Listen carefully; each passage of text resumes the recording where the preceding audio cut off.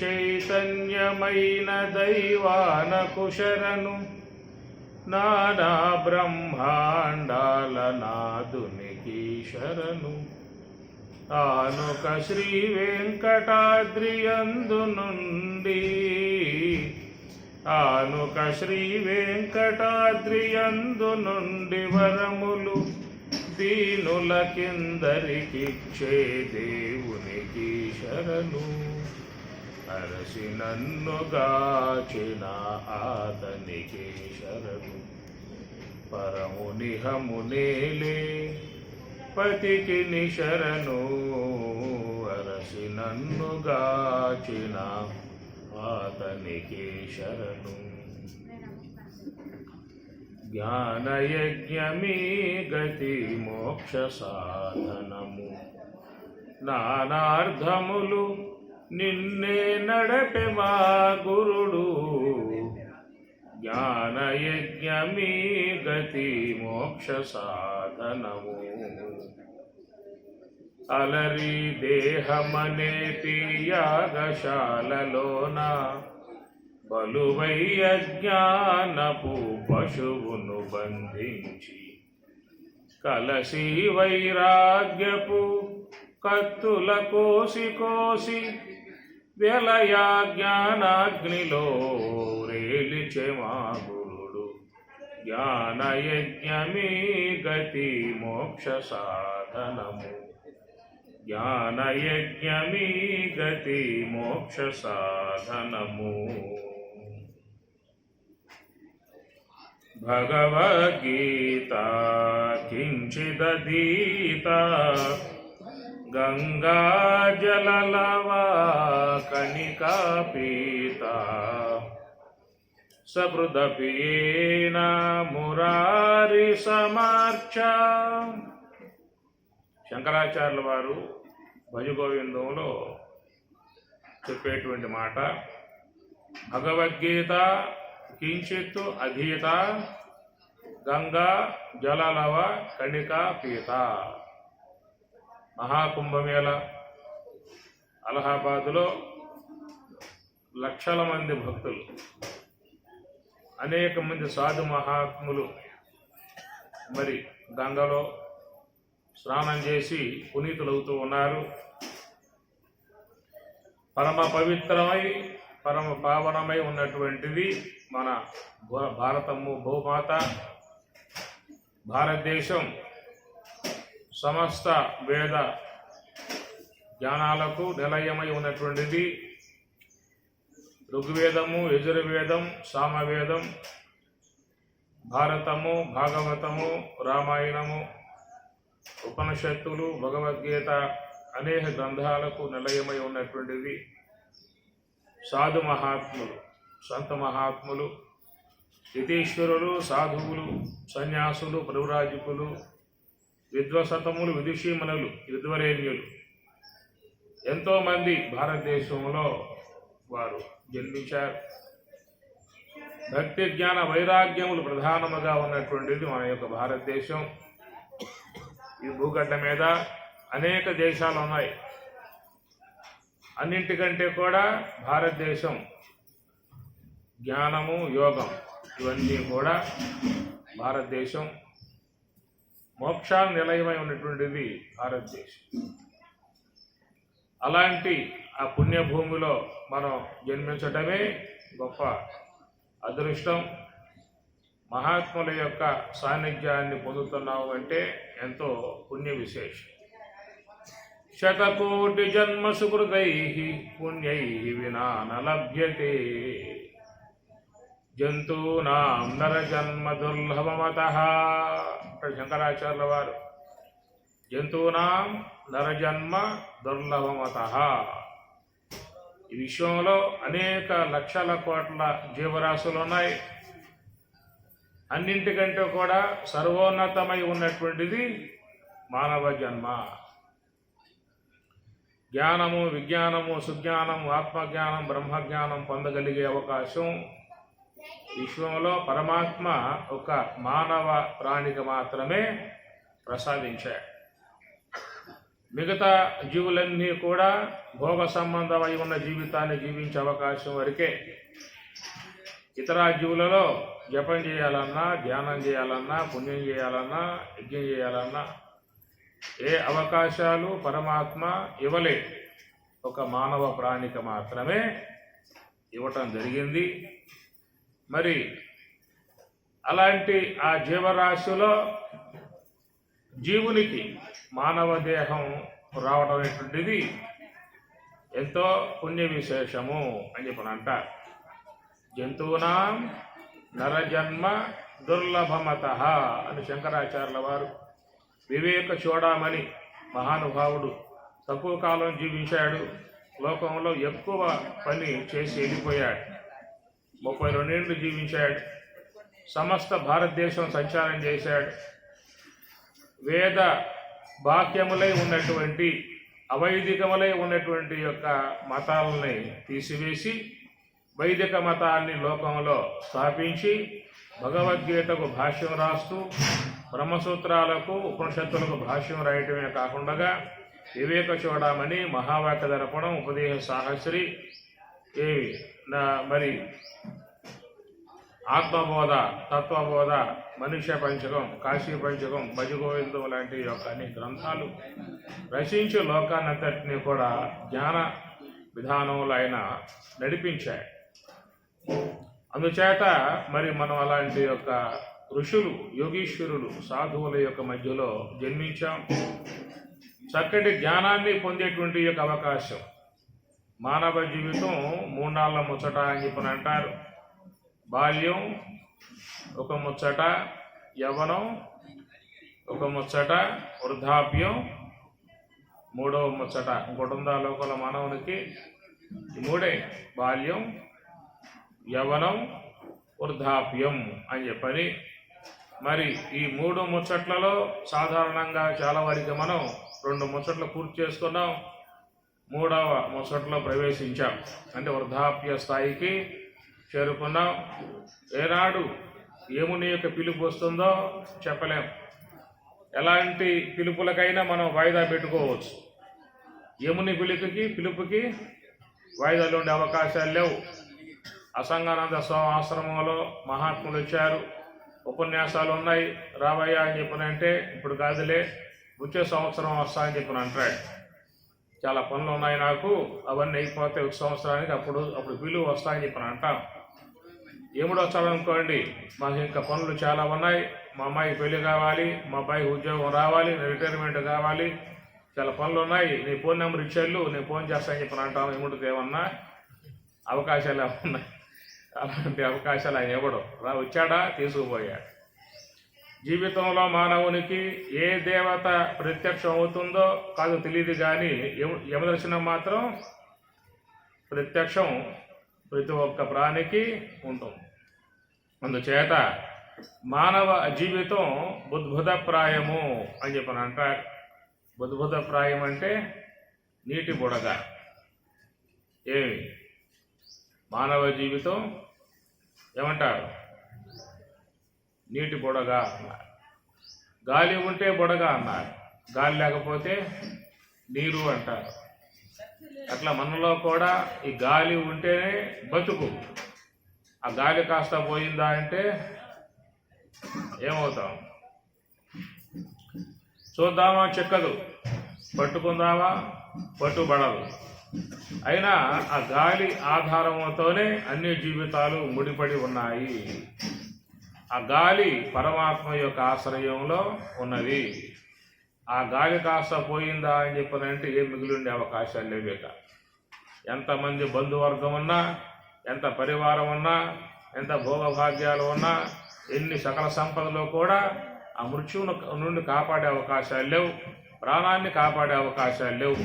ఆ ప్రాణం పరమాత్మ యొక్క చేతిలో ఉన్నది. అందుచేత మానవుడు ఉన్నదే ఆ మృత్యువు రాకముందే, తుది గడియ రాకముందే, తుది శ్వాస ఆగకముందే మనం ఎందుకోసం వచ్చామో, దేనికోసం వచ్చామో, ఏం చేసుకుంటే మన జీవిత పరమార్థం సిద్ధిస్తుందో అనేటువంటి అంశాలు తెలియజేసేటువంటి గ్రంథం మనకు పరమ పావనమై ఉన్నటువంటి భగవద్గీత. భగవద్గీత కించిదీత గంగా జలలవా కనికా పీత అన్నారు మహాత్ములు. అందుచేత మనం జీవితంలో భగవద్గీతను బాగా అధ్యయనం చేయాలి. సర్వశాస్త్రమయీ గీత అని చెప్పని అంటారు. సమస్త శాస్త్రముల సారభూతమై ఉన్నటువంటిది భగవద్గీత. అనంత శాస్త్రం. శాస్త్రం చూద్దాము అంటే అనంతముగా ఉన్నది. మరి మహాత్ములైనటువంటి యొక్క విశ్వశివానంద స్వామివారు కానీ, సంపూర్ణానంద స్వామివారు కానీ వీళ్ళందరూ కూడా కాశీలో 12 సంవత్సరాలు వాళ్ళ నివాసం ఉండి కాశీ విశ్వేశ్వరుని సేవించి మరి గంగమ్మలో స్నానం చేస్తూ 12 సంవత్సరాలు కాశీలో ఉండి వేద విద్యను చేశారు. కాబట్టి పూర్వకాలంలో శాస్త్రాన్ని అధ్యయనం చేయాలంటే ఆశ్రమాలకు పోవాలి. మహాత్ముల వద్ద 12 సంవత్సరాల కాలం పాటు ఉండాలి. శాస్త్రాధ్యయనం చేయాల్సి ఉంటుంది. అట్టి అవకాశం అందరికీ ఉండదు. వారంటే త్యాగమూర్తులు కాబట్టి ఆ విధంగా కాలాన్ని దానికోసంగా వినియోగించారు. మరి సంసార జీవనం చేస్తూ ఇలాంటి వ్యవహారములో ఉన్నటువంటి మానవులు అంత లెక్కపోయి శాస్త్రాధ్యయనం చేయటం అని చెప్పనంటే అవకాశం లేని విధానం.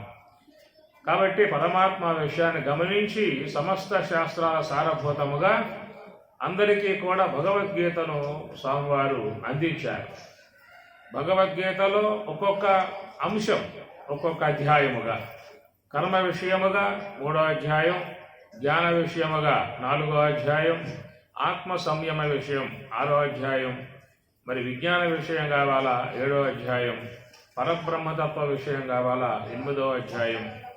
ఈ విధంగా చూస్తే ఒక్కొక్క అంశాన్ని పరమాత్మ మనకు దాంట్లో అందిస్తారు. మన జీవితానికి ఏ ఏ అంశములు కావాలో అవన్నీ కూడా వేరు చేసి చక్కగా మనకి స్వామివారు అందిస్తారు.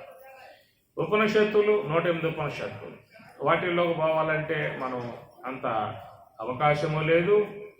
దాంట్లో పోయి అర్థం చేసుకోవాలని చెప్పినప్పటికీ కూడా అంత జ్ఞానం ఉండదు. కనుక సమస్త ఉపనిషత్తుల సారాన్ని పరమాత్మ పిండి జ్ఞానాన్ని మన ముందు భగవద్గీతగా ఉంచారు. అందుచేత పరమాత్మ చూసినట్లయితే చివరిలో ఇది శ్రీమద్ భగవద్గీతాసు ఉపనిషత్సు అని చెప్పని అంటారు. భగవద్గీత అంటే ఏమిటయ్యా అంటే ఉపనిషత్తుల యొక్క సారం. వేదం 2 భాగాలై ఉంటుంది. పూర్వ భాగం కర్మకాండ అని, ఉత్తర భాగం జ్ఞాన మార్గం ఉపనిషత్తులు అన్నమాట. అందువల్ల ఈ పూర్వ భాగమై ఉన్నటువంటి దానిని ప్రవృత్తి మార్గం, ధర్మ మార్గం ప్రవృత్తి మార్గం, జ్ఞాన మార్గం నివృత్తి మార్గం. ఈ ప్రవృత్తి మార్గముగా మనం ఉన్నాం ప్రస్తుతం. సంసార వ్యవహారం అంతా కూడా ప్రవృత్తి మార్గం. ఈ ప్రవృత్తి మార్గముగా ఉన్నటువంటి వారికి ధార్మిక సంబంధమై ఉన్నటువంటి యొక్క విషయం మనకి వేదం బోధిస్తూ ఉన్నది. రెండవది నివృత్తి మార్గం, మోక్ష విధానము అని చెప్పని అంటారు. ఈ మోక్షాన్ని సాధించేటువంటి విధానం ఒక మానవ జీవితంలో మాత్రమే ఉంటుంది. కేవలం ఆహార నిద్ర భయమైథునాని సామాన్యం ఏతత్తు పశుభిః నరాణాం అంటాడు. ఆహారము, నిద్ర, భయము, మైథునము ఇవన్నీ కూడా సామాన్యం. ఈ లోకంలో సకల జీవులకి సామాన్యం. అన్ని జీవులకి 4 ఉన్నాయి. జ్ఞానం నరాణాం అధికః విశేషః అంటారు. ఒక జ్ఞానాన్ని పొందేటువంటి విధానం మాత్రమే మానవుని యందు ఉన్నది. కాబట్టి అలాంటి జ్ఞానమును పొందగలిగేటువంటి యొక్క అవకాశం పరమాత్మ ఇచ్చాడు. ఎట్లా అంటే మానవ శరీరము అనేటువంటి యొక్క దాని ద్వారా మనం జ్ఞానాన్ని పొందేటువంటి యొక్క అవకాశం ఉందన్నమాట.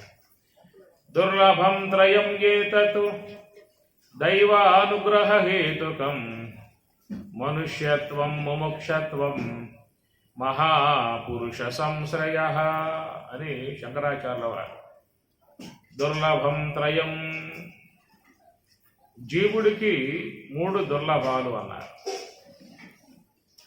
మొదటిది మనుష్యత్వం, మానవ దేహం రావడం. పశువుగానో పశుగానో క్రిమిగానో కీటకంగానో పుట్టామనుకోండి, ఏం చేసి ఉండేవాళ్ళం. అందువల్ల ఆ జీవునికి ఇలాంటి యొక్క దేహాలు కాకుండా మానవ దేహమే రావటం అని చెప్పనంటే అది పరమాత్మ ఈశ్వర కృప అని మనం అంటారు. మొదటిది ఈశ్వర కృప, రెండవది శాస్త్ర కృప, మూడవది గురు కృప అంటారు. ఈశ్వర కృప అంటే జీవునికి మానవ దేహం రావటం ఈశ్వర కృప. రెండవది మరి శాస్త్ర కృప, మన మనస్సుకి శాస్త్రాన్ని అధ్యయనం చేసే అవకాశం కలిగి ఉండాలి. చాలామంది పుస్తకం పట్టుకుంటారు, నిద్రలో ఉపక్రమిస్తారు. ధ్యానంలో కూర్చుంటాం, నిద్ర వస్తుంది. టీవీ ముందు కూర్చుంటాం, నిద్రపోతుంది. ఇది పెద్ద కర్మ. ధ్యానంలో కూర్చోగానే ఊగులాడుతూ ఉంటారు, టీవీ ముందు కూర్చుంటే నిద్ర వస్తుందా? లోపల సంస్కారం, అనాత్మ సంబంధ సంస్కారం, అజ్ఞాన సంబంధ సంస్కారం ఉంది కాబట్టి అలాంటి ఏంటి ఇష్టపడుతుంది మనస్సు. ఆ విధంగా మన మనస్సుకి శాస్త్రం చక్కగా అవగతం అయ్యేటువంటి యొక్క విషయం రెండవ కృప అని ఇప్పుడు అన్నారు. మూడవ కృప గురు కృప, మహాత్ములై ఉన్నటువంటి వారి యొక్క వాళ్ళ ఆశ్రయాన్ని పొందటము మూడవ కృప అని ఇప్పుడు అంటారు. అందుచేత దుర్లభం త్రయం ఏతతు దైవానుగ్రహేతుకం మనుష్యత్వం ముముక్షత్వం మహాపురుష సంశ్రయ అని శంకరాచార్యుల వారు. అలాంటి యొక్క జ్ఞానాన్ని పొందగలిగేటువంటి యొక్క జన్మ, మానవ జన్మ, అది ఈశ్వర కృప వల్ల ప్రాప్తించింది. ఆ ప్రాప్తించి ఉన్నటువంటి యొక్క ఆ జీవితాన్ని మనం ధన్యత చేసుకోవాల్సి ఉంటుంది. దానికి మహాత్ములు బోధించేటువంటి ఏంటంటే శ్రవణ, మనన, నిధిధ్యాసన, తత్వం పదార్థ శోధనము, వాసనాక్షయము, మనోనాశనము అని చెప్పనంటారు. దాని ద్వారా జ్ఞానప్రాప్తి, జ్ఞానాదేవతు కైవల్యము. విన్నారా? శ్రవణ, మనన, నిధిధ్యాసనము, తత్వం పదార్థ శోధనము, వాసన క్షయము, మనోనాశనము, దాని ద్వారా స్వరూప జ్ఞాన ప్రాప్తి, జ్ఞానాదేవతు కైవల్యము. ఈ 6 ఉండాలి, 6 ఉండాలి మొత్తం. శ్రవణ, మనన, శ్రవణం బాగా వినాలి, బాగా తినాలా, వినాలా. ఏవి బాగా సూక్ష్మదేహం పెరగాలన్నమాట. ఇంటే సూక్ష్మదేహం పెరుగుతుంది. 2 దేహాలు మనకున్నాయి, స్థూల దేహము అంటాం, సూక్ష్మదేహము అని చెప్పని అంటాం. ఇంద్రియాత్మికమై ఉన్నటువంటిది సూక్ష్మదేహము అని చెప్పని. ఈ సూక్ష్మదేహం అనేటువంటిది ఎప్పుడూ కూడా జీవునితో సంబంధం పడి ఉంటుంది.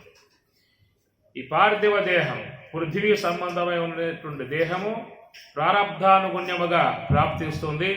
ప్రారబ్ధం ఉన్నంత వరకే ఈ దేహం, భౌతిక దేహం, పార్థివ దేహం ఉంటుంది. ప్రారబ్ధం పోయిందా అంటే ఈ దేహం పోతుంది. సూక్ష్మదేహం మాత్రం ఎప్పటికీ ఉండేటువంటి యొక్క వస్తువు.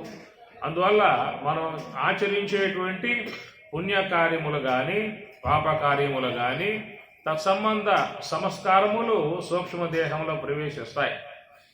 కాబట్టి ఈ సూక్ష్మదేహములో ఉన్నటువంటి ఆ కర్మలు అవి ఏవై ఉంటాయో ఆ వైపుగా అవి తీసుకుపోతూ ఉంటాయి. అందుచేత మనం మన జీవితంలో చక్కగా జ్ఞానాన్ని సంపాదించుకోవాలి, పుణ్యాన్ని సంపాదించుకోవాలి. మొత్తం 3 ఉన్నాయి, పుణ్యము, పాపము, జ్ఞానము అనేటువంటి. ఎక్కువగా మనం సంపాదించుకునేటువంటి జీవితంలో ఏంటంటే ఎక్కువ పాపకార్యములే సాధారణంగా వ్యక్తులు ఆర్జిస్తూ ఉంటారు. కనుక ఈ 3 మన సంపదలు గుర్తుపెట్టుకోండి. మన జీవితంలో సంపాదించుకునేటువంటి సంపదలు మొత్తం 3, మనతో ఉండేటువంటి సంపదలు 3, మనం ఈ దేహం వదిలి వెళ్ళిపోయే నాడు పట్టుకుపోయేటువంటి సంపదలు 3.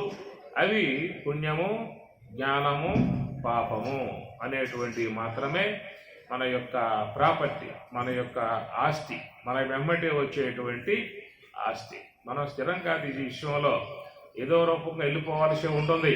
ప్రతి ఒక్క వ్యక్తి కూడా వెళ్ళిపోయేటువంటి దినం ఉన్నది, డేట్ ఉన్నది. ఆ పూట ఎంత ఆపినా ఆగే అవకాశాలు లేవు. ఆ వెళ్ళినాడు, ఈ దేహం వదిలిపోయేటువంటి నాడు మన యొక్క మనస్సులో, సూక్ష్మదేహంలో, మన జీవితంలో మహాత్ముల యొక్క ఆశ్రయంలో ఏ జ్ఞానం సంపాదించుకున్నామో అది మనెంబటే వస్తుంది. ఏ పుణ్యాన్ని ఆచరించామో అది మనెంబటే వస్తుంది. లేదా మరి విశ్వాసం లేక, భక్తి లేక, నమ్మకం లేక పాపకార్యములు ఆచరించామా తత్సంబంధమైనటువంటి ఈ యొక్క పాపమే వెంబటే వస్తుంది. కాబట్టి మరి జీవితంలో ప్రధానముగా అలాంటివన్నీ కూడా చెప్పగలిగేటువంటి యొక్క గ్రంథం మనకు అనుకూలముగా ఉన్నటువంటి సాధారణ స్థాయిలో ఉన్నటువంటిది భగవద్గీత అంటారు. కాబట్టి ఉపనిషత్తులు రాకపోయినా, బ్రహ్మసూత్రాలు రాకపోయినా, వివేక చూడమని, మహావాక్య దర్పణం, ఉపదేశ సాహిత్రి, వేదాంత పంచదశి, నైష్కర్మ్య సిద్ధి, విచార సాగరం, వృత్తి ప్రభాకరం అనేక గ్రంథాలు ఉన్నాయి. అవన్నిటినీ అధ్యయనం చేయగలిగేటువంటి యొక్క సమయము లేదు, శక్తి లేదు, ఓపిక లేదు, అర్థం చేసుకునేటువంటి యొక్క తత్వం మనకు లేదు. కాబట్టి అన్నింటి యొక్క సారాంశముగా ఉన్నటువంటిది ఏంటంటే సులభంగా ఉన్న గ్రంథము భగవద్గీత. ఇతర సాంప్రదాయికుల ప్రకారంగా మీదేమిటయ్యా గ్రంథము అంటే వాళ్ళేం చెబుతారు? క్రైస్తవులైతే మాది ప్రామాణిక గ్రంథం బైబులు అంటారు. ఇస్లామిక్ వాళ్ళైతే మా ప్రామాణిక గ్రంథం ఖురాన్ అంటారు. మరి మీకు ఏ గ్రంథం అని చెప్పి అడిగితే హిందువులు మనం ఏం చెప్పాలి? ఉన్నాయి, చాలా ఉన్నాయి. వేదములు ఉన్నాయి, బ్రహ్మసూత్రాలు, అట్లనే ఉపనిషత్తులు, 108 ఉపనిషత్తులు, వివేక చూడమని, మహావాక్య దర్పణం, వేదాంత పంచదశి, నైష్కర్మ్య సిద్ధి, యోగ వాసిష్టం, చాలా ఉన్నాయి గ్రంథాలు. అవన్నీ కూడా మనం వాటిలో పోలేం. అన్నింటి సారాంశముగా ఉన్న గ్రంథం ఏంటంటే భగవద్గీత అని అర్థం. చూడండి, మీరు చూసినట్లయితే మరి క్రైస్తవులుగా ఉన్నటువంటి వారు ఎప్పుడు కూడా భగవద్గీత వాళ్ళ చేతిలో ఉంటుంది. చూశారు మీరు ఎప్పుడన్నా? ఎప్పుడు చేతిలో ఉంటుంది. ఆ వాక్యాలు బాగా వాళ్ళు వల్లి వేస్తూ దాన్ని చదువుతూ ఉంటారు. ఆదివారం వచ్చిందా అంటే పనికి పోరు, నేరుగా చర్చకు పోతారు. భక్తి అన్నమాట, అది వాళ్ళ భక్తి అని చెప్పేసి. అట్లాగే మరి ఇస్లామిక్లో చూసినట్లయితే వాళ్ళు కూడా ఖురాన్ షరీఫ్ అనేటువంటి ఎంతో ప్రామాణికంగా పెట్టుకుని వాళ్ళు దాన్ని పారాయణం చేస్తూ ఉంటారు. విశ్వాసంగా, నమ్మికగా, పూజ్యభావం దాన్ని ఆరాధిస్తారు, దాని వాక్యాలను బాగా పాటిస్తారు. ఆ ప్రకారంగా మనకి కూడా ఏమి రావాలి అని చెప్పనంటే అందరికి ఏమి రావాలి? భగవద్గీత బాగా రావాలి అన్నమాట. శ్లోకాల రూపం గీత ఉంటుంది. అవి ఏ కొంచెం జీవితంలో అధ్యయనం చేసినప్పటికి కూడా మన జీవితాన్ని పావనం చేస్తుంది. మనం మన ఇంటి ముందు ఒక మొక్క పెడతాం. ఆ మొక్క సాఫీగా పోవాలంటే ఏం చేస్తాం? దానికి కర్ర కడతాం. బాగా కర్ర నాటి ఆ కర్ర కడితే మొక్క సాఫీగా పోతుందన్నమాట. అట్లా మన జీవితం అనేది కూడా సవ్యంగా, భవ్యంగా, దివ్యంగా, నవ్యంగా, ఆనందకరంగా, సుఖవంతముగా ఉండాలంటే మరి మనం ఏం చేయాలి? భగవద్గీతను బాగా జీవితంలో అధ్యయనం చేయాలి. భగవద్గీత అని చెప్పనంటే జీవితం, మన జీవితం చక్కదిద్దేటువంటిది భగవద్గీత అన్నమాట. ఇప్పుడు శ్రీ మహావిష్ణువును ఉద్దేశించి విష్ణు పురాణం ఉంటుంది, పరమశివుణ్ణి ఉద్దేశించి శివపురాణం ఉంటుంది, అమ్మవారిని ఉద్దేశించి దేవి భాగవతం ఉన్నది. అట్లా బ్రహ్మదేవుని ఉద్దేశించి ఏదున్నది? బ్రహ్మపురాణం. విన్నారా పురాణం మీరు? విష్ణు పురాణం, శివ పురాణం, బ్రహ్మ పురాణం, మార్కండేయ పురాణం, దేవి భాగవతం పేర్లు విన్నారా? ఎప్పుడున్న జీవితంలో విన్నారు కదా. అవన్నీ వాటిలో ఏముంటాయి? దేవి భాగవతం అమ్మవారి గురించి ఉంటుంది, విష్ణు పురాణంలో విష్ణు గురించి ఉంటుంది, శివ పురాణంలో శివుని గురించి ఉంటుంది, మార్కండేయ పురాణంలో మార్కండేయ మహర్షి గురించి ఉంటుంది, బ్రహ్మ పురాణంలో బ్రహ్మదేవుని గురించి ఉంటుంది. మన గురించి దేంట్లో ఉంటుంది? ఏ పురాణం మన గురించి చెప్పేది? ఏమ్మా, మన గురించి ఏది? ఏ గ్రంథం అది? భగవద్గీత. అది గుర్తుపెట్టుకోండి. మన గురించి బోధించేటువంటిది భగవద్గీత. కనుక గీత బాగా అర్థమైంది అంటే మనమేమిటో మనకి అర్థమవుతుంది. నేనెవరు అని చెప్పి అన్నాం అనుకోండి, అర్థం తెలియదు. నేనంటే స్త్రీని, నేను పురుషుణ్ణి, నేను బ్రహ్మచారిని, నేను గృహస్థుణ్ణి, నేను వానప్రస్థుణ్ణి, నేను సన్యాసిని అనేవన్నీ కూడా లోక సంబంధ వ్యవహారం ఉన్నటువంటి యొక్క భావాలు. అసలు నేనంటే ఎవరు? దేహమా? నేనంటే ఏది? ఆ భావన మనకు సమగ్రంగా, సంపూర్ణముగా అందించేది భగవద్గీత. మరి మనకి ఈ 2 రోజులు కార్యక్రమం ఏర్పాటు చేసుకున్నాం. అందరూ కూడా భక్తిగా కార్యక్రమంలో పాల్గొంటూ ఉన్నారు. మరి స్వామివారు ఒక మంచిగా వరవడిగా ఆ ధర్మ సంబంధమై ఉన్నటువంటి యొక్క అంశాలని తేటతెల్లగా నవ్విస్తూ ఆనందింపజేస్తూ వారి ప్రవాహం సాగుతుంది 2 రోజులు. నాది భగవద్గీతను ప్రధానంగా తీసుకుని 2 రోజుల ఉపన్యాసం దాని మీద కొనసాగిస్తాను. భగవద్గీత 2వ అధ్యాయం ఏమంటారు? 2వ అధ్యాయం పేరేమిటి? సాంఖ్యయోగం. 3వ అధ్యాయం పేరు, 4వ అధ్యాయం పేరు జ్ఞానయోగం, 5వ అధ్యాయం పేరు ఏం పేరు? కర్మ సన్యాస యోగం. 6వ అధ్యాయం పేరు ఆత్మ. కనీసం శ్లోకాలు కాకపోయినా ఎన్ని అధ్యాయాలు ఉన్నాయి అవి ముందు రావాలి కదా. 18 అధ్యాయాలు. వాటి పేర్లు ఏమిటి అవి ముందు బాగా కంఠస్థం చేయి. 18 పేర్లు కదా మొత్తం. విషాద యోగం, సాంఖ్యయోగం, కర్మయోగం, జ్ఞానయోగం, కర్మ సన్యాస యోగం, ఆత్మ సంయమ యోగం, విజ్ఞాన యోగం, అక్షర పరబ్రహ్మ యోగం, రాజవిద్య, విభూతి యోగం, విశ్వరూపం, భక్తి యోగం, తర్వాత క్షేత్ర విభాగ యోగం, గుణత్రయ విభాగ యోగం, పురుషోత్తమ ప్రాప్తి యోగము, తర్వాత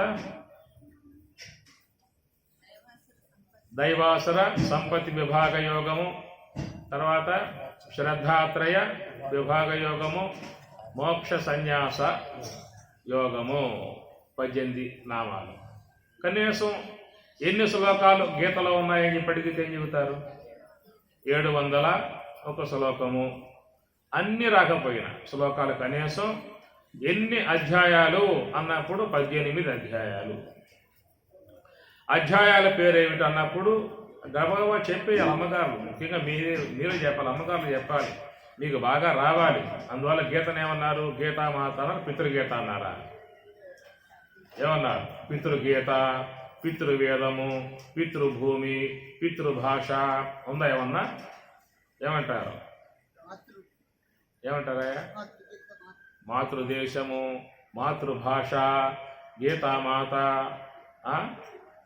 వేదమాత, భూమాత, గోమాత అన్నీ అమ్మగారులే. ఏవి అందుచేత మీకు భగవద్గీత బాగా రావాలి, గీతాగానం బాగా చేయగలగాలి. మీకు గీత రాగలిగితే మీ బిడ్డలకు కూడా గీత వస్తుంది. మీకు వస్తే వాళ్ళకు వస్తుంది. ఏవి మీరు ముందు బాగా అధ్యయనం చేస్తే మీరు పిల్లలకి బోధిస్తారు. దాన్ని ఏమన్నారు? మాతృభాష అన్నారు. తల్లికి ఏ యొక్క మాటలు వస్తాయో బిడ్డలకు కూడా ఆ మాటలే వస్తాయి.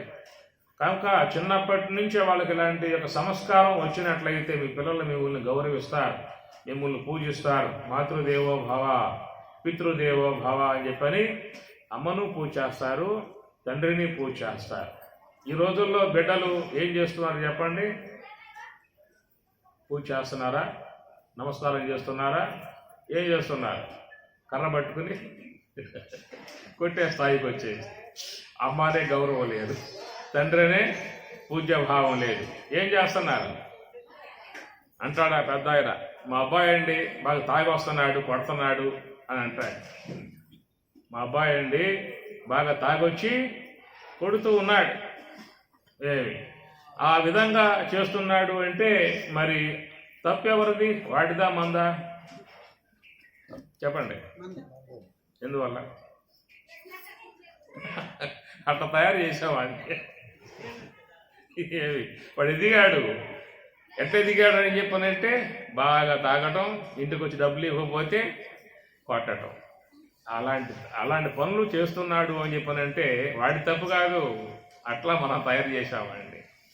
అదే చిన్నప్పటి నుంచి మీరు గీత బోధించండి, వేమన పద్యాలు బోధించండి, సుమతి పద్యాలు బోధించండి. అది ఎట్లా ఉంటాడు? మంచిగా ఉంటాడు, సంస్కారవంతంగా ఉంటాడు. అమ్మ నమస్కారం అంటాడు, నాన్న నమస్కారం అంటాడు. పూజ్య భావంతో ప్రవర్తించే అవకాశం ఏర్పడుతుంది.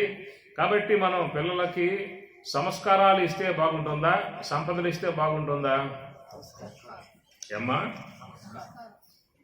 ఏమి వాళ్ళ బిడ్డలకి సంపదలా, సంస్కారాలా? ఏమిస్తున్నాం మనం ఈనాడు? ఏమిస్తున్నాం వాడికి? వాడు పుట్టగానే 4 ఇళ్ళు కట్టేస్తాం, 10 బ్యాంకుల్లో ఖాతాలు చేస్తాం, వాడికి పుష్కలంగా వాడి బ్యాంక్ అకౌంట్లో లక్షలు పడేస్తాం. బండి కొంచెం చేతికి ఇస్తాం, ఇది వాడి ఇంట్లో మన మాట ఏమన్నా.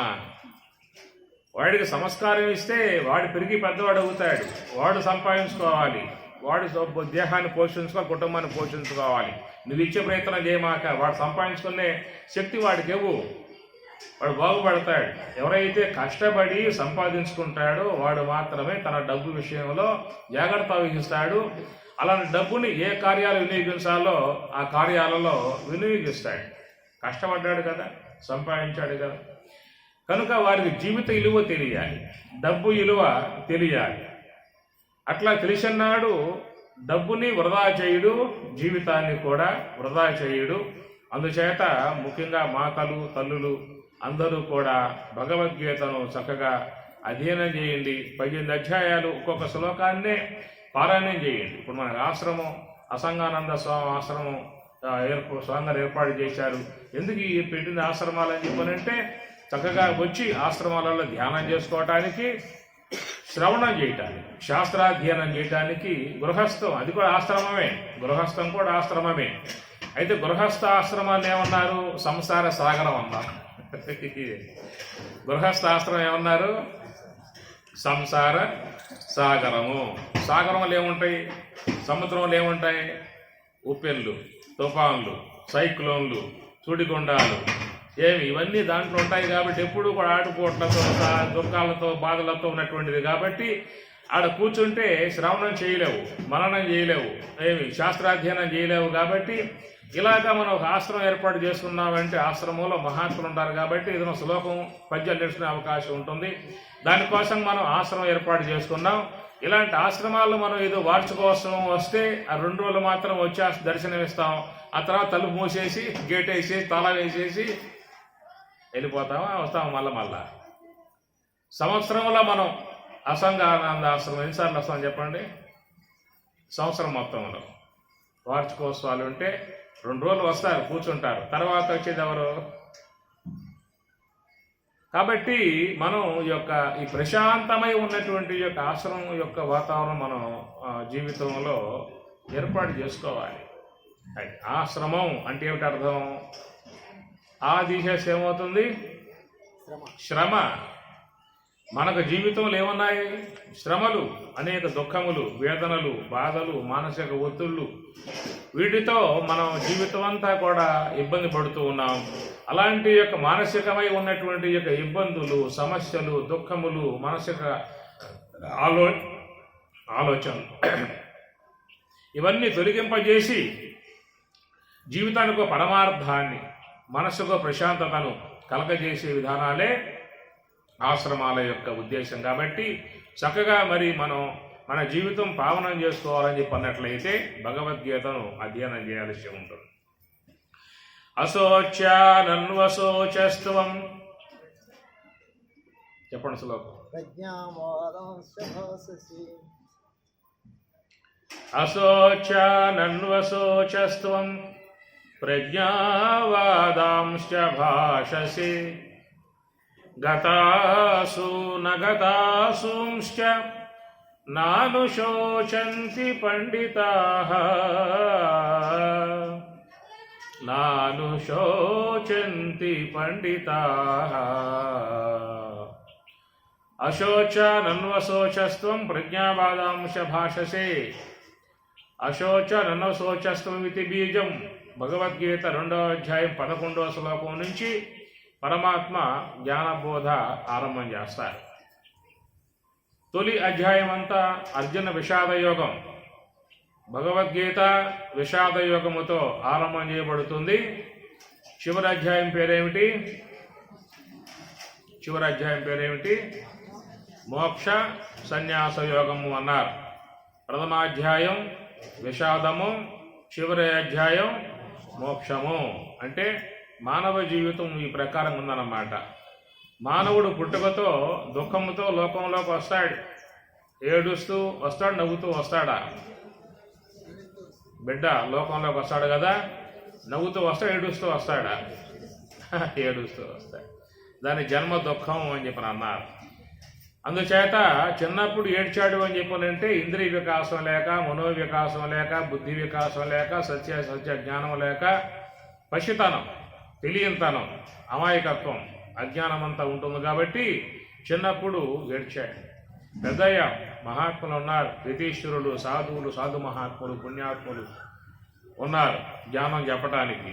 భగవద్గీత, ఉపనిషత్తులు, బ్రహ్మసూత్రములు లాంటి ఎన్నో మహత్ గ్రంథాలు ఉన్నాయి. ఇవన్నిటినీ కూడా అధ్యయనం చేసుకునేటువంటి యొక్క అవకాశం పరమాత్మ యుక్త వయస్సు అనేటువంటి దానికి ఇచ్చాడు. అలాగా యుక్త వయస్సు వచ్చినప్పుడు మహాత్ముల యొక్క ఆశ్రయాన్ని పొంది ఆత్మ అంటే ఏమిటి, జ్ఞానం అంటే ఏమిటి, మోక్షం అంటే ఏమిటి, జీవిత పరమార్థం ఏమిటి, ధ్యానం అంటే ఏమిటి, అన్నిటినీ కూడా మహాత్ముల ద్వారా అవగాహన చేసుకుని అట్లాంటి జ్ఞానాన్ని ఎవరైనా సంపాదించుకుంటారో అటివారు మరణ సమయం ఎట్లా పోతారు? మోక్షం. ఏమి భగవద్గీత ప్రథమాధ్యాయం విషాదమైతే చివరి అధ్యాయం మోక్షం. మన యొక్క జీవితం కూడా ప్రథమంలో దుఃఖంతో ఉన్నాం, లోకంలో దుఃఖంతోనే లోకంలోకి వచ్చాం. చిన్నప్పుడు ఏడుస్తూ ఉన్నాడు, పెద్దయ్యాం. ఇలాంటి పెద్ద అయిన తర్వాత మనోవికాసం, బుద్ధి వికాసం, జ్ఞాన వికాసం కలిగింది కాబట్టి తత్వశాస్త్ర అధ్యయనం చేసుకుని ఆత్మ అంటే ఏమిటో, పరమాత్మ అంటే ఏమిటో, మోక్షం అంటే ఏమిటో, ప్రవృత్తి మార్గం, నివృత్తి మార్గం అంటే ఏమిటో ఇవన్నీ తెలుసుకుని జీవితంలో ధ్యానము, జపము ఇవన్నీ కూడా అనుష్ఠించి ఆత్మజ్ఞానులవై ధరించాల్సి ఉంటుంది. మోక్షం యొక్క తత్వానుభవాన్ని పొంది ఈ లోకం విడిచిపెట్టి పోవాల్సి ఉంటుంది. కాబట్టి ప్రథమాధ్యాయం విషాదం అన్నారు, చివరి అధ్యాయం మోక్షం అని చెప్పి అన్నారు. మన జీవితం ఏమైపోయింది? జన్మ దుఃఖం, జరా దుఃఖం, జాయా దుఃఖం, పునః సంసార సాగరం దుఃఖం. పోయేటప్పుడు కూడా ఏడుస్తూనే పోతాడు. పుట్టినప్పుడు ఏడుస్తూ వచ్చాడు, పోయేటప్పుడు కూడా ఏడుస్తూనే పోతూ ఉన్నాడు. కారణం ఏమిటి? జ్ఞానం లేకపోవటం వల్ల, భగవద్గీత అధ్యయనం చేయకపోవటం వల్ల, భగవద్గీత తత్వశాస్త్రం జీవితం అనుష్ఠించకపోవటం వల్ల పుట్టుకతో దుఃఖంతోనే వచ్చాడు, దుఃఖంతోనే పెరుగుతాడు, చివరికి దుఃఖంతోనే పోతున్నానని చెప్పేసి ఏడుస్తూనే పోతాడు. పోయిన తర్వాత ఆ శేష దుఃఖాన్ని బంధువుల చుట్టూ కూర్చుని వాళ్ళు పూర్తి చేస్తారు. ఇది ఆ జీవితం అంటే దుఃఖమా? ఆనందాన్ని పొందటం మానవ జీవితం యొక్క లక్షణం. ఆనందంతో ఉండాలి, సుఖంగా ఉండాలి, శాంతిగా ఉండాలి. అది ఆత్మజ్ఞానం వల్ల ప్రాప్తిస్తాయన్నమాట. అశోచాన్ అన్వశోచ త్వం ప్రజ్ఞావాదాంశ భాషసే గతాసూన్ అగతాసూంశ నా అనుశోచంతి పండితాః అంటాడు. మంచి శ్లోకం ఇది. ప్రథమంలోనే సమస్త వేదముల యొక్క సారభూతమై ఉన్నటువంటి యొక్క అంశాన్ని ఈ శ్లోకంలో స్వామివారు బోధిస్తూ ఉన్నారు. శ్లోకాలు కంఠస్థం చేస్తాం, అర్థం రావాలి. ఏమి రావాలి? అర్థం తెలియాలి కదా. ఏమి పారాయణం చేస్తాం, ధర్మక్షేత్రే కురుక్షేత్రే ప్రారంభం చేస్తాం, చివరిలో ఎత్ర యోగీశ్వర కృష్ణ ముగింపజేస్తాం. తర్వాత ఏం చేస్తాం? మళ్ళా విషాదయోగ ధృతరాష్ట్రవాచ ధర్మక్షేత్రే కురుక్షేత్రే సమవేతాయుత్సవ మామకా పాండవాశ్చైవ కిమ కుర్వత సంజయ అని ఆపేస్తాం. ఎడదాకా పోయాం? పోయి మనం మోక్ష సన్యాస యోగం దగ్గర వెళ్ళిపోయాం కదా. ఆగామా? ఏం చేస్తాం? మళ్ళా వచ్చి ధృతరాష్ట్రవాచ ధర్మక్షేత్రే కురుక్షేత్రే అని చెప్పి ఇక్కడ ఆపేస్తాం. కారణం ఏంటి చెప్పండి? మనం ఉంది ఇక్కడే. ఎక్కడున్నావు? ధృతరాష్ట్రవాచ. ఎవరా అతను? ఎవరాయన? ధృతరాష్ట్రుడు గ్రుడ్డివాడు, జన్మత గ్రుడ్డివాడు. ఎవరా గ్రుడ్డివాళ్ళు అని చెప్పనంటే జ్ఞాననేత్రం లేకుండా ఉండటమే అంధత్వం. జ్ఞానచక్షువు లేదుగా. విమూఢాన అనుపశ్యంతి పశ్యంతి జ్ఞానచక్షుషః. విమూఢుడు నా అనుపశ్యంతి పశ్యంతి జ్ఞానచక్షుషః. జ్ఞానచక్షువు కావాలన్నమాట. ఆ విధంగా చూసినట్లయితే ధృతరాష్ట్రుడు, ధృతం రాష్ట్రం ఏన సహ ధృతరాష్ట్రః, తనది కానటువంటి యొక్క వాటిని నాది అని చెప్పి అనుకోవటమే ధృతరాష్ట్రత్వము అని చెప్పి అన్నారు. ఏం చెప్పాను? ధృతం రాష్ట్రం ఏన సహ ధృతరాష్ట్రః, తనది కానటువంటి యొక్క వాటిని నావి అని చెప్పుకోవటమే ధృతరాష్ట్రత్వము అని చెప్పి అన్నారు. ఈ విశ్వంలో నావి అనేవి ఏమున్నాయి? మనం వస్తూ వస్తూ ఏం పట్టుకొచ్చాం, పోతూ పోతే ఏం పట్టుకుపోతాం? పట్టుకుపోయే ఏమైనా ఉన్నాయి లోకంలో మనం పోయేటప్పుడు? ఒకవేళ పట్టుకుపోతామని చెప్పి ఇంట్లో వాళ్ళు ఊరుకుంటారా? తీసుకుపోనిస్తారా? మొత్తం పీకేస్తారు. ఇంట్లోనే పోనేవరే. తానే కష్టపడ్డాడు, తానే కట్టుకున్నాడు గృహాన్ని. ఆ పెద్ద అయినా నీ ఇంట్లో పోతా అంటాడు. ఇంట్లో వాళ్ళు ఏమంటారు? నువ్వు ఇంట్లో మేము బయటకు పోవాలి, ఇంట్లో పోతాను, నువ్వు పోయేవాడి మీద బయట నుంచే బయట వెళ్ళిపో, మేము లోపల హాయిగా ఆనందం తలిపేసుకుని పడుకుంటాం. ఏం చేస్తారు? సందేహం వచ్చిందా అంటే ఏం చేస్తారు? వాకిట్లో పండేస్తారా? ఏం చేస్తారు చెప్పండి? ఇంట్లో పనిస్తారా? ఇల్లు అయిందే కదా, పనిస్తారా? ఎందువల్ల? మేము బయటికి పోవాలి, మళ్ళా నువ్వు లోపలికి పోతే. అందువల్ల పోతున్నావు కాబట్టి పోయేవాడి ఏదో బయట నుంచే వెళ్ళిపో అని వాకిట్లో పండ పెట్టేస్తారు. అరే ఒత్తుకుపోతుందిరా, పొరిపోయింటారు అంటాడు పెద్ద ఆయన. వీళ్ళు ఏమంటారు? మళ్ళీ పొరుపు శాఖలకు పోతుంది కాబట్టి గడ్డి పరుస్తాం, మెత్తగా పొట్టు. చెప్పండి, జీవితంలో ఏదైనా మనకి మందంటూ ఒకటి ఉన్నదా? ఈశావాస్యం ఇదం సర్వం యత్కించ జగత్యాం జగత్తు తేన త్యక్తేన పుంజీత మా కృత కశ్వ సిద్ధనం.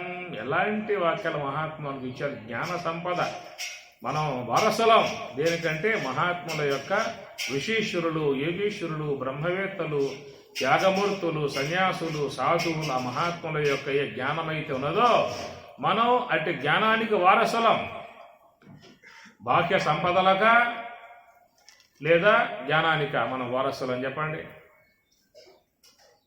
దేనికి వారసులం? నీదనేటువంటి యొక్క వస్తువుగా చెప్పుకోవాలంటే జ్ఞానం నీతో వస్తుంది. ఏమి? నీ పేరుతో 10 ఫ్లాట్లు ఉంటాయి, 10 ఎకరాలు ఉంటాయి, భూమి ఉంటుంది, 10 బ్యాంకులలో అమౌంట్లు ఉంటాయి. నీ పేరు అని చెప్పని అంటారు. పక్క పేరుకి వెళ్ళిపోతాయి ఏమంటే దేహం కాస్త పోయిందా అని చెప్పనంటే వేరే పేరుకి వెళ్ళిపోతాయి. మందనే వస్తువు ఇక్కడ విషయంలో ఏది లేదు. కనుక మనం వారసులము అని చెప్పనంటే దేనికి వారసులం? జ్ఞానానిక, బాహ్య సంపదలక.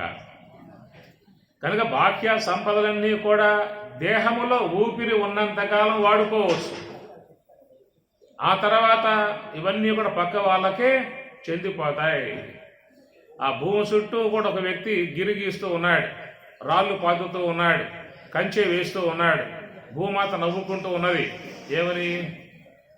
అరే నాయన, నేను వచ్చిన తర్వాత ఎంతో మందిరా ఇట్లా గీతలు గీసుకున్నారు, కంచెలు వేసుకున్నారు, గోడలు కట్టుకున్నారు, అడ్రస్లు లేకుండా పోయారు. నువ్వు కొత్తగా వచ్చావు, శతకోట లింగాల బోర్డులాగా నువ్వు కొత్తగా వచ్చావు. నువ్వు రేపో మాపు నాలోకే వచ్చేస్తావు అంటుంది భూమాత. ఏది కూడా జీవితంలో ఉండదు ఏమి. కాబట్టి మనం దేనికయ్యా వారసులము అని చెప్పనంటే భారతదేశంలో పుట్టాం, మహాత్ముల యొక్క సన్నిధిలో జనించాం, యతీశ్వరులు, సాధువులందరూ కూడా మన మధ్య ఉన్నారు. అలాగా మహాత్ముల యొక్క ఏ జ్ఞానం అవుతున్నదో మనం ఆ జ్ఞానానికి వారసులం. మన జీవితం దాన్ని సంపాదించుకోవాల్సి ఉంటుంది. ఈశావాస్యం ఇదం సర్వం యత్కిం జగత్యాం జగత్తు. ఈశావాస్యం బోధిస్తున్నది ఈశావాస్యం ఇదం సర్వం, జగత్తంతా కూడా పరమాత్మ సొత్తట, నాదిగా చెప్పుకునేటువంటి అవకాశం లేదు. రాగము ద్వేషము దుఃఖానికి హేతు అని చెప్పని అంటారు. ఆ విధముగా మనం జీవితంలో సంపాదించుకోవాలంటే జ్ఞానాన్ని సంపాదించుకోవాలి, మోక్షాన్ని సంపాదించుకోవాలి. ఏమి? ఈ దేహం పోయిన తర్వాత మళ్ళా మానవ దేహం రావాలని చెప్పి అన్నప్పటికీ కూడా పరమాత్మ కృప ఉండాలి. ఏమి? చూడండి, ఈ దేహం మరి ఎప్పుడో పోతుంది, తుది శ్వాస ఆగిపోతుందిగా. కళ్ళు పోయాయి, అద్దాలు పెట్టుకున్నాం, చెవులు పోయాయి, మిషన్లు పెట్టుకున్నాం. ఏమి? పండ్లు పోయాయి, పండ్లు కట్టించుకున్నాం, శ్వాస పోయింది. ఏమైనా అవకాశాలు ఉన్నాయా? శ్వాస పోతే పెట్టే అవకాశాలు ఇంకా కంపెనీలు ఉత్పత్తి అయ్యాయా, వచ్చాయా? ఉన్నా రాలా, అది పోయిందే లాస్ట్ పాయింట్ అన్నమాట ఇది మానవ జీవితానికి. కాబట్టి ఆ శ్వాస పోవటానికి ముందే, ఊపిరి పోవటానికి ముందే, ఇంద్రియ పాఠం ఉన్నప్పుడే, శక్తి ఉన్నప్పుడే ఏమి మనం మహాత్ముల యొక్క ఆశ్రయం ద్వారా జ్ఞానం సంపాదించుకోవాల్సి ఉంటుంది. అశోచాన్ అన్వశోచ ప్రజ్ఞావాదాంశ భాషసే గతాసూన్ అగతాసూంశ్చ న అనుశోచంతి పండితాః. పండితులై ఉన్నటువంటి వారు, పండితులు అని చెప్పాలంటే తత్వజ్ఞానులు. యస్య సర్వే సమారంభాః కామ సంకల్పవర్జితాః జ్ఞానాగ్ని దగ్ధ కర్మాణం తం ఆహుః పండితం బుధాః. స్వామివారు భగవద్గీత 4వ అధ్యాయంలో చెప్పుకొస్తారు. ఎవరయ్యా పండితులు అని చెప్పనంటే యస్య సర్వే సమారంభాః కామ సంకల్ప వర్జితాః జ్ఞానాగ్ని దగ్ధ కర్మాణం. సమస్త కర్మలను జ్ఞానాగ్ని ద్వారా దగ్ధం చేసి ఆత్మానుభవాన్ని పొంది ఉన్నటువంటి వారిని పండితులు అని చెప్పని అంటారు. ఎవరైతే పరమార్థ జ్ఞానమును పొంది ఉంటారో, ఆత్మజ్ఞానం పొంది ఉంటారో, బ్రహ్మతత్వానుభవాన్ని పొంది ఉంటారో అట్టి వారు నా అనుశోచంతి, వారు దుఃఖించరు అని అన్నారు. ఎందువల్ల చెప్పండి? నా అనుశోచంతి, దుఃఖించరు. వాళ్ళ దుఃఖం లేదు. తరతి శోకం ఆత్మవితు అంటుంది వేదం. ఆత్మవిత్తు, ఆత్మజ్ఞాని తరతి శోకం, శోకాన్ని దాటారు. వాళ్ళ దుఃఖం లేదు. ఎవరైతే యొక్క సాంసారికమై ఉన్నటువంటి, వ్యావహారికమై ఉన్నటువంటి, మిథ్యామాత్రమై ఉన్నటువంటి, నశ్వరమై ఉన్నటువంటి, మాయా సంబంధమై ఉన్నటువంటి యొక్క విషయాలలో మునిగి ఉన్నటువంటి వారు మాత్రం నిరంతరముగా శోకాలతో మునుగుతూ ఉంటారు. ఈ విశ్వంలో ఉన్నటువంటివన్నీ కూడా ఏమిటయ్యా అని చెప్పారంటే మాయా సంబంధ వస్తువులు. సాంసారికమై ఉన్నటువంటి యొక్క వస్తువులన్నీ కూడా మాయా సంబంధ వస్తువులు, కల్పనా సంబంధ వస్తువులు, మిథ్యా సంబంధమై ఉన్న వస్తువులు. మహాత్ములు ఏమంటారు? బ్రహ్మ సత్యం ఏమన్నారు? బ్రహ్మ సత్యం జగన్మిథ్యా జీవో బ్రహ్మైవ నాపరః అన్నారు. బ్రహ్మ పదార్థమే సత్యము, జగత్తంతా కూడా మిథ్యా. మిథ్యా అంటే ఏమిటి అర్థం? ఉన్నట్లుగా కనపడతా ఉన్నది, వాస్తవికంగా లేదు అని చెప్పిన అన్నారు. వాస్తవికంగా లేదు, ఉన్నట్లుగాన గోచరిస్తున్నది, తీరా చూస్తే మాత్రం లేదు. దానినే మిథ్యా, కల్పన మాత్రము అని చెప్పి అన్నారు. వాచారంభనం వికారః స్వర్ణము ఏవ సత్యం. బంగారమునందు ఆభరణాలు కల్పితములై ఉన్నాయి, బంగారం మాత్రం సత్యము, ఆభరణములు మిథ్యా అంటారు. మట్టి సత్యము, దానిపై భాషించేటువంటి ఘటాదులు మిథ్యా. అట్లా ఈ దేహములు కూడా మిథ్యా అన్నారు. అవ్యక్తాదీని భూతాని వ్యక్త మధ్యాని భారత అవ్యక్త నిధనాన్యేవ తత్రక పరివేదన. అనగా ఈ శరీరములు 50 ఏళ్లకు పూర్వం ఉన్నాయా, 70 ఏళ్లకు పూర్వం ఉన్నాయా, తర్వాత కాలంలో వచ్చాయి. వ్యక్త మధ్యాని మధ్యకాలంలో ఉన్నట్లుగా భాషిస్తూ ఉన్నాయి. 50 ఏళ్ళు అయిన తర్వాత మరి ఇక్కడ ఉన్నటువంటి యొక్క ఈ దేహాలన్నీ ఉంటాయా? ఇంకో 50 ఏళ్ళు అయిన తర్వాత ఒక్క దేహం ఉండదు. కొత్త దేహాలు వస్తాయి మన లోకంలోకి, ఈ దేహాలు మాత్రం ఉండవు. 70 ఏళ్లకు పూర్వం, 100 ఏళ్లకు పూర్వం ఈ దేహాలు లేవు. ఇంకొక 50 ఏళ్ళు అయ్యిందా అంటే ఈ దేహాలు అనేటువంటివి ఉండవు, మధ్యకాలంలో మాత్రం కనబడుతూ ఉంటాయి. విధముగా ఇంతకుముందు లేక ఇత పూర్వం ఉండకుండగా మధ్యకాలంలో భాషించేటువంటి యొక్క ఈ నామరూపాత్మకమై ఉన్నటువంటి యొక్క వస్తువులనే మిథ్యా అని చెప్పని అంటారు. ఈ మిథ్యా సంబంధమై ఉన్నటువంటి యొక్క వస్తువులపై మోహము ఉన్నంతకాలం దుఃఖమే అన్నారు. అజ్ఞానేన ఆవృతం జ్ఞానం తేన ముహ్యంతి జంతవః. పరమాత్మ అంటూ ఉన్నాడు, అజ్ఞానేన ఆవృతం జ్ఞానం. లోకములో అందరూ కూడా అజ్ఞానంలో మునకేసి ఉన్నారు. అజ్ఞానం అంటే ఏమిటి? తెలియనితనం. ఎందుకు వచ్చామో తెలియదు, దేనికి వచ్చామో తెలియదు, ఏం చేసుకోవాలో తెలియదు, నేనంటే ఏమిటో తెలియదు, ఏమి చేసుకుంటే మోక్షం వస్తుందో తెలియదు. ఈ తెలియనితనంతోనే పుట్టాం, తెలియనితనంతో పెరుగుతూ ఉన్నాం, తెలియనితనంతోనే ఇక్కడి నుంచి లోకం నుండి పోబోతూ ఉన్నాం. ఈ తెలియనితనమే అజ్ఞానము అన్నారు. అజ్ఞానేన ఆవృతం జ్ఞానం తేన ముహ్యంతి జంతవః. దానివల్ల ఏమైంది మనకి ముహ్యంతి మోహములో మునిగామని చెప్పి అన్నారు. అశోచాన్ అన్వశోచ ప్రజ్ఞావాదాంశ భాషసే గతాసూన్ అగతాసూన్ నా అనుశోచంతి పండితాః. గతాసూన్ పోయినటువంటి యొక్క వారి గురించి కానీ పోబోయేటువంటి యొక్క వారిని గురించి కానీ నా అనుశోచంతి ఎవరని చెప్పని పండితులు నా అనుశోచంతి దుఃఖించరు అని చెప్పని అన్నారు. ఎందుకని చెప్పనంటే వాళ్ళు సత్యజ్ఞానమును పొందారు కాబట్టి ఈ భ్రాంతిజన్యమై ఉన్నటువంటి యొక్క మోహాదుల నుంచి వారు నిలబడ్డారు కాబట్టి వారు మోహాల నుంచి వాళ్ళు బయటపడ్డారు కాబట్టి వారికి ఏ దుఃఖము ఉండే అవకాశం లేదు. పక్కన మాట్లాడేది పోయిరా. నా అనుశోచంతి పండితా.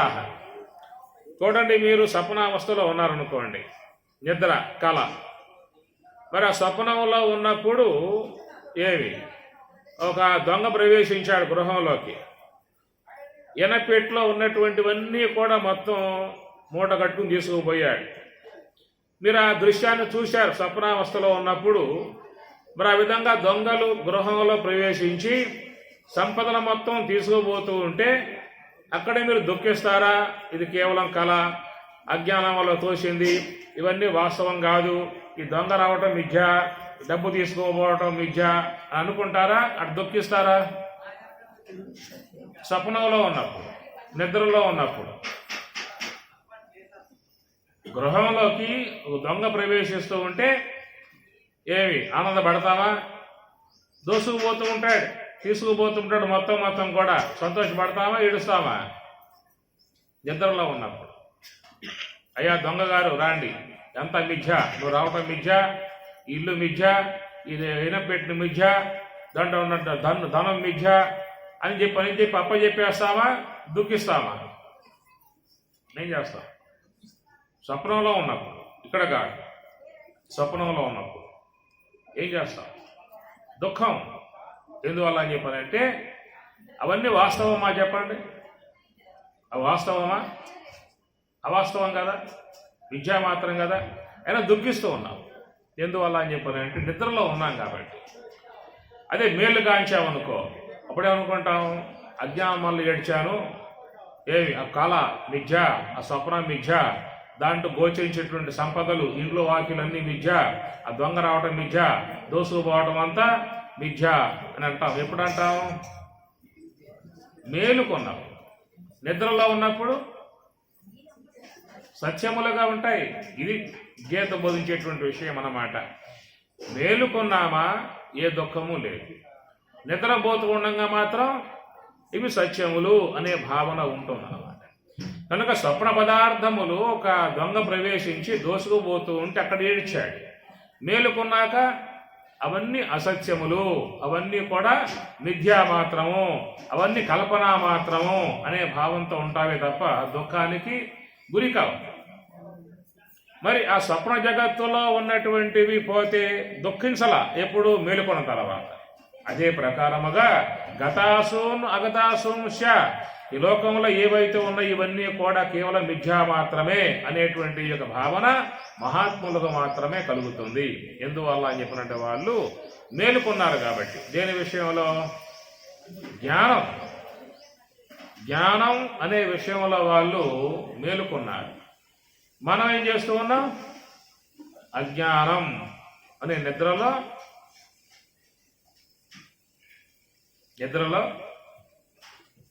మునిగి ఉన్నాం.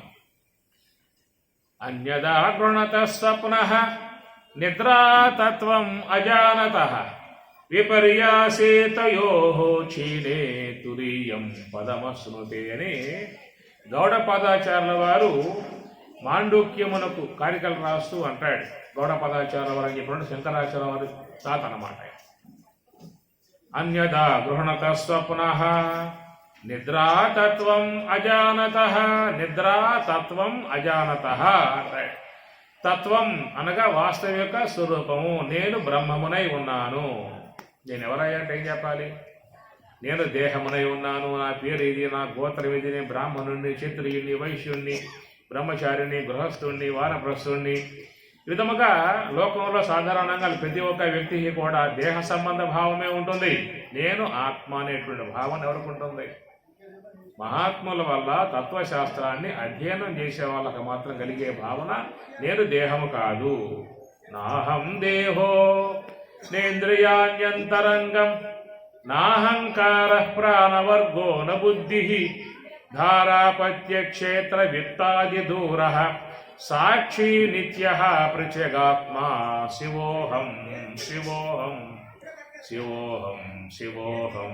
శంకరాచార్యుల వారు మనోబుద్ధ్యహంకార చిత్తాదినాహం న శ్రోత్రం న జిహ్వా న చగ్రాన నేత్రే న చౌయోమ భూమిర్న తేజో న వాయు చిదానంద రూప శివోహం శివోహం.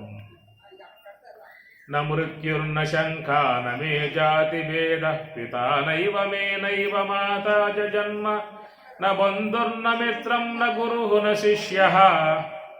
తర్వాత చిదానంద రూప శివోహం శివోహం చిదానంద రూప శివోహం శివోహం. దాన్ని ఏమంటారు?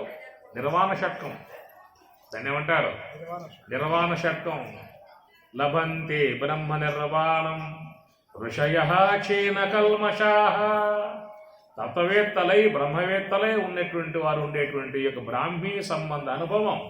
ఏషా బ్రాహ్మీ స్థితి పార్థ నైనాం ప్రాప్య విముహ్యతి స్థిత్వాస్యాం అంతకాలేపి బ్రహ్మ నిర్వాణ మృచ్యతి అంటారు. ఏషా బ్రాహ్మీ స్థితి పార్థ. బ్రాహ్మీ సంబంధమై ఉన్నటువంటి అనుభవం ఉన్నది. దానిని యోగ సమాధి, 4వ అనుభవము, తురీయము అని చెప్పినంట. మనకేమున్నాయి? జాగ్రత్త అవస్థ ఉన్నది, స్వప్నావస్థ ఉన్నది, సుషిప్తి అవస్థ ఉంది. ఇంకోటి ఏముంది? 3 జాగ్రత్త, స్వప్న, సుషుప్తి. మళ్ళీ ఏం చేస్తాం? జాగ్రత్త, స్వప్న, సుషుప్తి. మహాత్ములైతే యోగ సమాధి, అది నిర్వాణము, బ్రహ్మ నిర్వాణము, మోక్షము అని చెప్పని అంటారు. అలాంటి యొక్క బ్రాహ్మీ సంబంధమై ఉన్నటువంటి యొక్క అనుభవాన్ని జీవితంలో పొంది ఉన్నటువంటి వారికి మాత్రమే మోక్ష. శాస్త్రశ్రవణం చేస్తాం, విషయావగాహన కలుగుతుంది. దాన్ని ఏమంటారు? పరోక్ష జ్ఞానము అన్నారు. సాధన వల్ల వచ్చేది అపరోక్ష అనుభవం, బ్రాహ్మీ అనుభవం అన్నమాట. అపరోక్ష జ్ఞానంగా చెప్తారు. పరమాత్మ గీతలో చక్కటి అంశాన్ని బోధిస్తారు. కనుక నా అనుశోచంతి పండితాహ, పండితులై ఉన్నటువంటి వారు నా అనుశోచంతి, దుఃఖింసరు. ఎవరు చెప్పండి? పండితులై, మహాత్ములై, తత్వవేత్తలై. ఎవరయ్యే పండితులు? విద్యావినయ సంపన్నే బ్రాహ్మణే గవిహస్తిని సునిచైవ శపాకేశ పండితాః సమదర్శనః.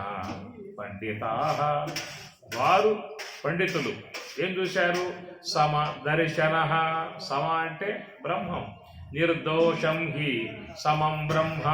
బ్రహ్మము, దాన్ని బ్రహ్మము అన్నారు, ఆత్మ అన్నారు, పరమాత్మ అన్నారు. పేర్లు వేరైనా వస్తువు మాత్రం ఒకటే. ఏమంటారు అక్కడ? వాచం వికార స్వర్ణం ఏవ సత్యం, వాచారంభనం వికార స్వర్ణం ఏవ సత్యం అన్నట్లుగా పరమాత్మ ఒక్కడే, బ్రహ్మం ఒక్కటే, బ్రహ్మం ఒక్కటే, పరబ్రహ్మం ఒక్కటే.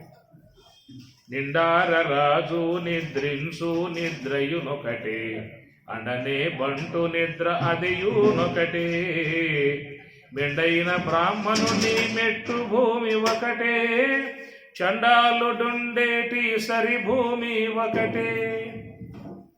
బ్రహ్మమొక్కటే, పరబ్రహ్మమొక్కటే, పరబ్రహ్మమొక్కటే. పరమాత్మ ఒక్కడే, దైవం ఒక్కడే. అందరిలో ఉన్నటువంటి పదార్థం విద్యావినయ సంపన్నే బ్రాహ్మణే గవి అస్తిని శునిశైవ శపాకేశ పండితాః సమదర్శనః.